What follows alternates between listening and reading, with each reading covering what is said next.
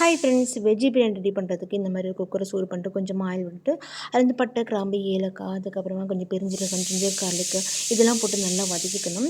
நான் வந்து வெஜிடபிள்ஸில் இப்போ ஒன் பை ஒன்னாக போட்டு வதக்க மாட்டேன். ஸோ நான் வந்து மொத்தமாகவே ப்ரிப்பேர் பண்ணிவிட்டு அந்த அப்படியே போட்டு வதக்கிடுவேன் அந்த ஆயிலில். இந்த மாதிரி ப்ரிப்பேர் பண்ணும்போது நமக்கு வந்து டைம் வந்து அந்த அளவுக்கு வேஸ்ட் ஆகாது. ஈஸியாக வந்து நமக்கு வந்து ரெடி பண்ணிடலாம். அப்புறமா காரத்துக்கு தேவையான அளவுக்கு பச்சை மிளகாய் போட்டுட்டு நான் வந்து ஆட் பண்ணது பிரியாணி மசாலா வந்து செப்பரேட்டாக வாங்கிக்கலாம். வீட்டில் நம்ம ரெடி பண்ணால் கரம் மசாலா இருக்கும் இல்லையா, அதை வச்சு தாங்க ரெடி பண்ணால் அவ்வளோ டேஸ்ட்டாக இருக்கும். ஸோ நல்லா மிக்ஸ் பண்ணிவிட்டு அப்புறம் ரைஸ் வந்து பாஸ்மதி ரைஸு. ஸோ நம்ம எந்த ரைஸ் எடுத்தாலுமே ஃபஸ்ட்டு வாஷ் பண்ணிவிட்டு நம்ம வந்து ஒரு ½ அன் ஹவர் நம்ம ஊற வச்சு பண்ணோம்னா நல்லா உதிரியாக சூப்பராக இருக்கும். பாஸ்மதி ரைஸில் பிரியாணி பண்ணோம் அப்படின்னா ஒரு கப்பு வந்து வாட்டர் கம்மியாக எடுத்துக்கலாம். நம்ம பொன்னி ரைஸ் அப்படின்னா நம்ம எவ்வளோ கப் ரைஸ் எடுக்கிறோமோ அதுக்கு டபுள் எடுத்துக்கணும். ஸோ இந்த ஊற வச்ச தண்ணியை வேஸ்ட் பண்ணாமல் அதை அதுக்குள்ளே ஆட் பண்ணிடணும். இந்த பாஸ்மதி ரைஸ் வந்து ஒரு விசில், அதாவது ஃபுல்லாக வேகணுன்ற கூட தேவையில்லை.